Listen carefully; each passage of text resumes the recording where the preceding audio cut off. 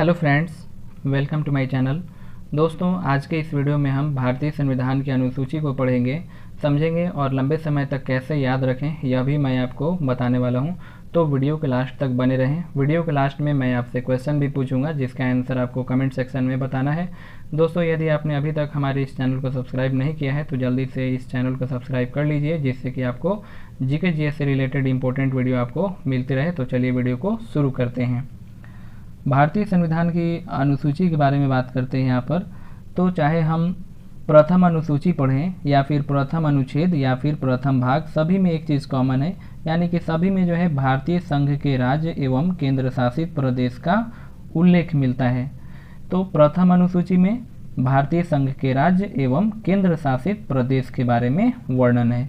तो फ्रेंड्स, इस प्रकार से हम याद रख सकते हैं कि जो प्रथम अनुसूची है उसमें भारतीय संघ के राज्य और केंद्र शासित प्रदेश का उल्लेख है। और अगर हम अनुच्छेद 1 की बात करें, उसमें भी भारतीय संघ के राज्य एवं केंद्र शासित प्रदेश का उल्लेख है। भाग 1 में भी केंद्र शासित प्रदेश एवं भारतीय संघ के राज्य का उल्लेख है। आगे नेक्स्ट बढ़ते हैं, अनुसूची 2। तो अनुसूची 2 में है विभिन्न पदाधिकारियों को प्राप्त होने वाले वेतन, भत्ते और पेंशन की व्यवस्था जो है वो अनुसूची 2 के तहत की गई है। तो इसे फ्रेंड हम इस प्रकार से याद रख सकते हैं, जैसे हम कोई भी काम पहले करने जाते हैं तो सबसे पहले हम रुपए पैसे की बात करते हैं। तो ठीक उसी प्रकार से यहाँ पर बस समझने के लिए कि विभिन्न पदाधिकारियों को प्राप्त होने वाले वेतन, भत्ते और पेंशन की जो व्यवस्था है, यानी कि पहले रुपए पैसे की व्यवस्था की गई है, वो अनुसूची 2 में। अब बात करते हैं अनुसूची 3। तो अनुसूची 3 है, इसमें विभिन्न पदाधिकारियों द्वारा पद ग्रहण के समय ली जाने वाली शपथ का प्रावधान है। यानी जो भी मंत्री हैं उनके द्वारा ली जाने वाली जो शपथ है उसका प्रावधान किस में है? तो अनुसूची 3 में है। तो अनुसूची 3 में विभिन्न पदाधिकारियों द्वारा ली जाने वाली शपथ का प्रावधान। आगे बढ़ते हैं अनुसूची 4। तो अनुसूची 4 में है विभिन्न राज्यों तथा संघीय क्षेत्रों की राज्यसभा में प्रतिनिधित्व का विवरण मिलता है। किसमें? तो अनुसूची 4 में। तो अनुसूची 4 में भारत के विभिन्न राज्यों एवं संघीय क्षेत्रों की राज्यसभा में प्रतिनिधित्व का विवरण मिलता है अनुसूची 4 में। अब अनुसूची 5 को देख लेते हैं। अनुसूची 5 है अनुसूचित जाति एवं जनजाति के प्रशासन एवं नियंत्रण का उल्लेख जो है वो मिलता है अनुसूची 5 में। तो अनुसूची 5 में एक तरीके से एसटी एवं एससी के प्रशासन एवं नियंत्रण का उल्लेख मिलता है अनुसूची 5 में। अनुसूची 6। तो अनुसूची 6 में है कुछ विशेष राज्य जैसे कि असम, मेघालय, त्रिपुरा और मिजोरम के जनजाति क्षेत्र यानी एसटी क्षेत्र का जो वर्णन है वो मिलता है अनुसूची 6 में। तो अनुसूची 5 में है अनुसूचित जाति एवं जनजाति प्रशासन एवं नियंत्रण के बारे में उल्लेख है, और अनुसूची 6 में है इन चारों राज्यों का आपको कंठस्थ याद होना चाहिए कि असम, मेघालय, त्रिपुरा और मिजोरम ये चारों राज्य हैं जहां इसमें जो है जनजाति क्षेत्र का प्रावधान किया गया है अनुसूची 6 में। आगे नेक्स्ट अनुसूची 7। तो अनुसूची 7 जो है बहुत ही इम्पोर्टेंट है, वीवीआई है। केंद्र, इसमें क्या वर्णन है? तो केंद्र एवं राज्य के बीच शक्तियों का बंटवारा, यानी कि केंद्र एवं राज्य के बीच शक्ति का विभाजन, वो है अनुसूची 7 में।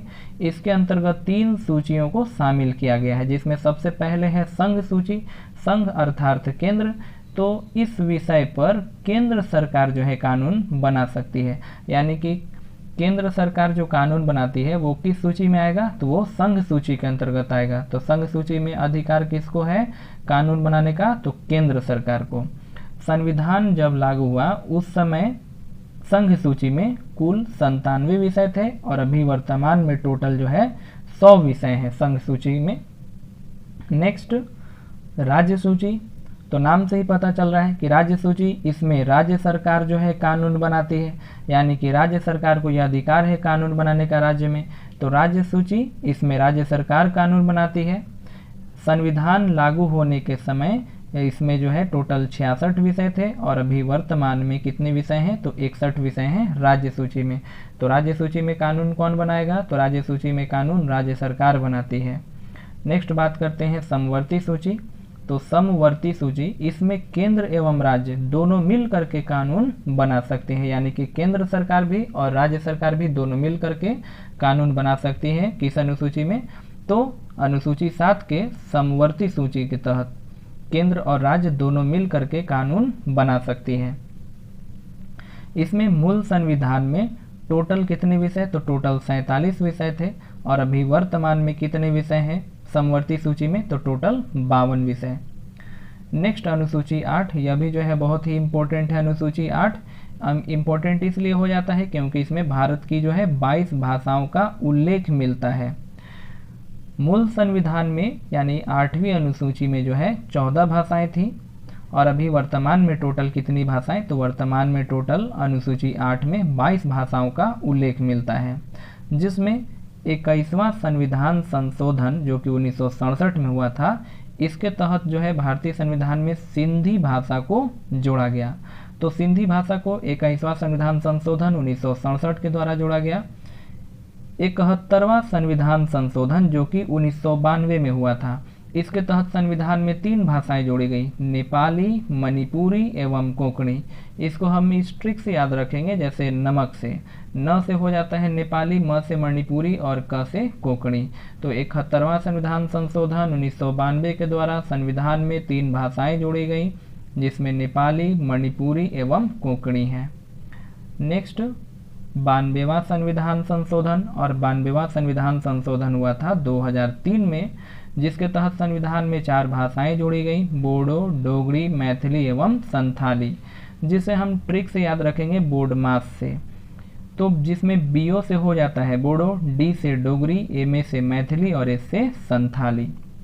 तो बहुत आसानी से ट्रिक से हम याद रख सकते हैं कि 92वां संविधान संशोधन 2003 के द्वारा संविधान में कौन कौन सी भाषाएं जोड़ी गई? तो बोडो, डोगरी, मैथिली एवं संथाली। आगे बात करते हैं अनुसूची 9। तो अनुसूची 9 में भूमि सुधार का प्रावधान है, और यह अनुसूची जो है प्रथम संविधान संशोधन अधिनियम 1951 के द्वारा भारतीय संविधान में जोड़ी गई। यानी संविधान में जो पहला संशोधन हुआ उसके तहत अनुसूची 9 में भूमि सुधार का प्रावधान किया गया है। आगे बात करते हैं 10वीं अनुसूची जो कि रिलेटेड है दल बदल से। इसमें दल बदल का प्रावधान है, और इसे जोड़ा गया है 52वां संविधान संशोधन 1985 के द्वारा। तो दल बदल 10वीं अनुसूची में है, 52वां संविधान संशोधन 1985 के द्वारा भारतीय संविधान में शामिल किया गया। नेक्स्ट अनुसूची 11। तो अनुसूची 11 में है पंचायती राज का प्रावधान है अनुसूची 11 में, और इसमें वर्तमान में टोटल 29 विषय हैं। अब याद रखने की ट्रिक क्या है कि इसमें जैसे कि 2 और 9 को जोड़ते हैं तो 11 हो जाता है। तो 11 से बन गया यह 11वीं अनुसूची, और 11वीं अनुसूची में याद रखना है पंचायती राज का प्रावधान है, और इसमें 2 और 9 को एक साथ मिला करके पढ़ेंगे तो टोटल कितने विषय हो जाते हैं? तो 29 विषय हो जाते हैं। और पंचायती राज को भारतीय संविधान में 73वां संविधान संशोधन 1993 के द्वारा शामिल कर लिया गया। नेक्स्ट बात करते हैं अनुसूची 12। तो अनुसूची 12 है, इसमें नगर पालिका का प्रावधान मिलता है। नगर पालिका का प्रावधान 12वीं अनुसूची में, और इसमें टोटल कितने विषय? तो इसमें टोटल है 18 विषय, और इसे संविधान में जो है 74वां संविधान संशोधन 1993 के द्वारा जोड़ा गया।